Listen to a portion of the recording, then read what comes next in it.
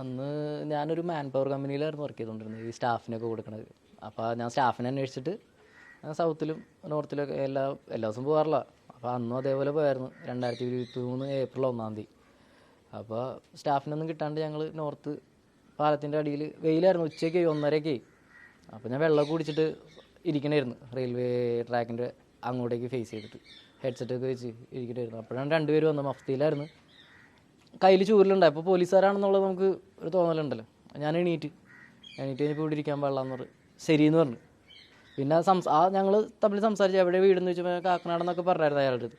അപ്പോഴാണ് ഈ SH പ്രതാപേന്ദ്രൻ തന്നെ യൂണിഫോമിലായിരുന്നു അയാൾ എൻ്റെ അടുത്ത് വന്നിട്ട് നിൻ്റെ പേരെന്താണെന്ന് ചോദിച്ചാൽ ഞാൻ റിനീഷ് പറഞ്ഞു. നിൻ്റെ വീട് എവിടെയെന്ന് ചോദിച്ചാൽ പറഞ്ഞു കാക്കനാടെന്ന് പറഞ്ഞു. കാക്കനാടുള്ളവനെ എറണാകുളത്ത് എന്തിനു വന്നതെന്നൊക്കെ ഉള്ള രീതിയിൽ ഞാൻ പറഞ്ഞു എനിക്കറിയില്ലായിരുന്നു ഇവിടെ ഇരിക്കാൻ പാടില്ലാന്ന് അറിയില്ലായിരുന്നു എന്ന് പറഞ്ഞു. പിന്നെ എൻ്റെ പോക്കറ്റിൽ എന്താണെന്ന് വെച്ച് കഴിഞ്ഞാൽ ഹെഡ്സെറ്റിൻ്റെ കവറുണ്ടായി ബ്ലൂടൂത്തിൻ്റെ, അതാന്ന് പറഞ്ഞിട്ട് അത് എടുക്കുന്ന സമയത്താണ് എന്നെ തല്ലിയത്, ലാത്തിക്ക് അടിച്ചപ്പോൾ ലാത്തി ഒടിഞ്ഞായിരുന്നു. അപ്പോൾ ഞാൻ പറഞ്ഞു എന്തിനാ എന്നെ തല്ലണേന്ന് ചോദിച്ചപ്പോൾ മുഷ്ടി ഉരുട്ട് മുഖത്തിട്ട് അടിച്ചായിരുന്നു. ഞാൻ പറഞ്ഞു എനിക്ക് നല്ല വേദനയുണ്ട് സാറ്, തല്ലല് ഇത്ര കുറേ പേര് അവിടെ നോക്കി നിൽക്കണേണ്. അപ്പോൾ വീണ്ടും ഇയാൾ തല്ലി. ഞാൻ പറഞ്ഞു എനിക്ക് നല്ല വിഷമമുണ്ട്, എനിക്ക് പ്രതികരിക്കാൻ പറ്റാത്തത് നിങ്ങൾ ഇങ്ങനത്തെ ഒരു പൊസിഷനിൽ നിൽക്കണവരുണ്ടോ, കാര്യം നിങ്ങളാണ് ക്രിമിനലുകൾ ഉണ്ടാക്കണത്. എൻ്റെ ഉള്ളിൽ ഒരു വൈരാഗ്യം ഉണ്ടായിരുന്നില്ല, ഇപ്പം എനിക്ക് നിങ്ങളെന്ന് പറയുമ്പോൾ ഭയങ്കര എൻ്റെ ഉള്ളിൽ ഭയങ്കര ദേഷ്യമുണ്ട്, പക്ഷെ എനിക്ക് പ്രതികരിക്കാൻ പറ്റുന്നില്ലല്ലോ എന്നുള്ള വിഷമമുണ്ടെന്ന് പറഞ്ഞു. അപ്പോഴും എന്നെ അടിച്ചു, ഭയങ്കര വൈരാഗ്യമുള്ള രീതിയിലായിരുന്നു അടിച്ചുകൊണ്ടിരുന്നത്. അപ്പോൾ ഞാൻ എൻ്റെ അടുത്ത് പറഞ്ഞു നിന്നെ പോലീസ് സ്റ്റേഷനിൽ കൊണ്ടുപോയി കാണിച്ചിരുന്നു. ഓക്കെ, ഞാൻ പോലീസ് സ്റ്റേഷനിലേക്ക് അറിയാമെന്ന് പറഞ്ഞിട്ട് എൻ്റെ പൊണ്ണ വേറൊരു സാർ അപ്പോഴേക്കും വന്നായിരുന്നു. ഇതൊക്കെ എല്ലാം കഴിഞ്ഞിട്ട് വന്നു, അയാളെ എന്നെ കൊണ്ടുപോയി. എന്നിട്ട് അയാളെ പുറത്തിരുത്തി, ഞങ്ങൾ രണ്ടിൻ്റെ ഫോൺ അവിടെ വാങ്ങിച്ച് വെച്ചിട്ട് എൻ്റെ ഒരു 2-3 മണിക്കൂർ അവിടെ ഇരുത്തി. വൈകിട്ട് പറയും.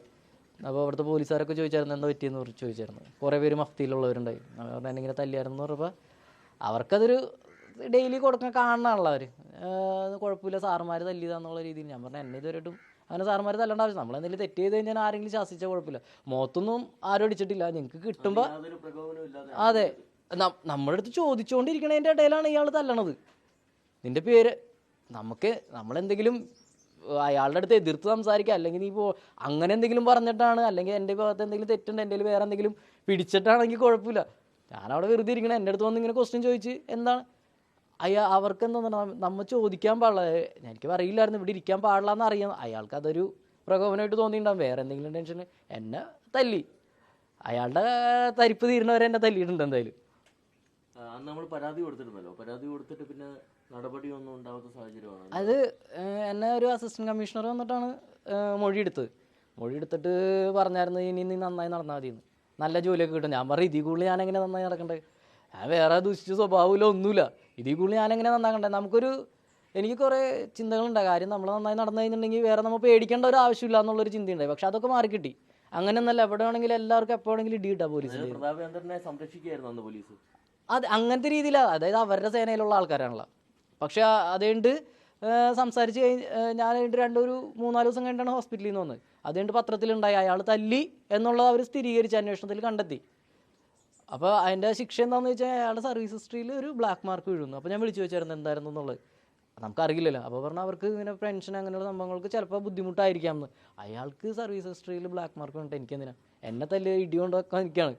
എനിക്കത് ഭയങ്കരമായിട്ട് മാനസികമായിട്ടുള്ള ബുദ്ധിമുട്ടുണ്ടാക്കിയിട്ടുണ്ട്. എനിക്ക് എൻ്റെ ഉള്ളിൽ മൊത്തം അയാളെ തല്ലണം എന്നുള്ള ചിന്തയായിരുന്നു. കുറേ നാളുകളിലേക്ക് അങ്ങനത്തെ ഒരു ദേഷ്യവും കാര്യങ്ങളായിരുന്നു എൻ്റെ ഉള്ളിൽ. കാര്യം എപ്പോൾ വേണമെങ്കിലും ഇടി കിട്ടും, നമുക്ക് പ്രതികരിക്കാൻ പറ്റില്ല. കുറേ നേതാക്കന്മാർ പറഞ്ഞാൽ അവരാണെങ്കിൽ തല്ലിയനെന്ന്, പക്ഷെ നമുക്ക് പറ്റില്ല. നമ്മൾ കൈവക്കി കഴിഞ്ഞിട്ടുണ്ടെങ്കിൽ അവർ എന്നെ വിടുന്ന സമയത്ത് പറഞ്ഞായിരുന്നു എന്താണ് ഇവൻ്റെ പേരിലുള്ള കേസെന്ന് ചോദിച്ചപ്പോൾ പറഞ്ഞ് ഇവനെ വിടണമെങ്കിൽ ഞാൻ ഇവനെ തല്ലിയിട്ടുണ്ട്, എൻ്റെ സാറോന്ന് ചോദിച്ചാൽ ഇവനെ തല്ലിയിട്ടുണ്ട്, നിങ്ങൾ കേസ് കൊടുക്കണമെങ്കിൽ എനിക്ക് വേറെ രീതിയിൽ എഴുതാനാന്ന് പറഞ്ഞു. നമ്മൾ എന്തെങ്കിലും പറഞ്ഞു കഴിഞ്ഞിട്ടുണ്ടെങ്കിൽ കള്ള കേസ് ഉണ്ടാക്കി വെക്കും, പിന്നെ അത് തെളിയിക്കാൻ എന്നെ കൊണ്ട് എന്തായാലും പറ്റില്ല.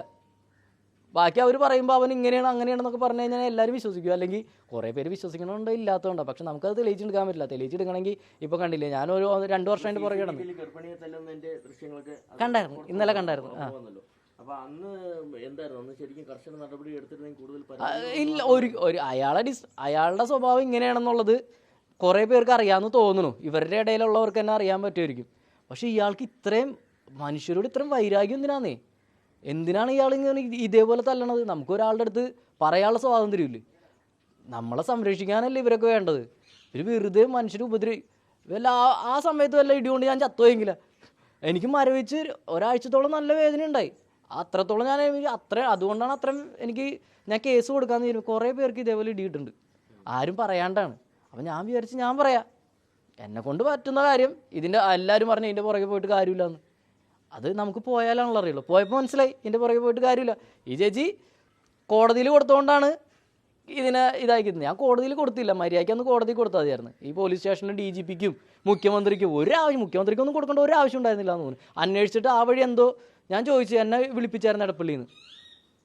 അതിൻ്റെ ഞാൻ ചോദിച്ചു എന്തായി സാറേ കേസ്. അതൊക്കെ അവർ നീ വേണമെങ്കിൽ കമ്മീഷണർ ഓഫീസിൽ പോയി ചോദിക്കാനൊക്കെ പറഞ്ഞു. പിന്നെ ഞാനും വിചാരിച്ചു ഞാൻ ഒന്നും അറിഞ്ഞിട്ട് കാര്യമില്ല, ഇനി എല്ലാം എനിക്ക് കിട്ടിയിട്ടുണ്ട്. ഞാൻ വിചാരിച്ചു ഓക്കെ നിർത്താം.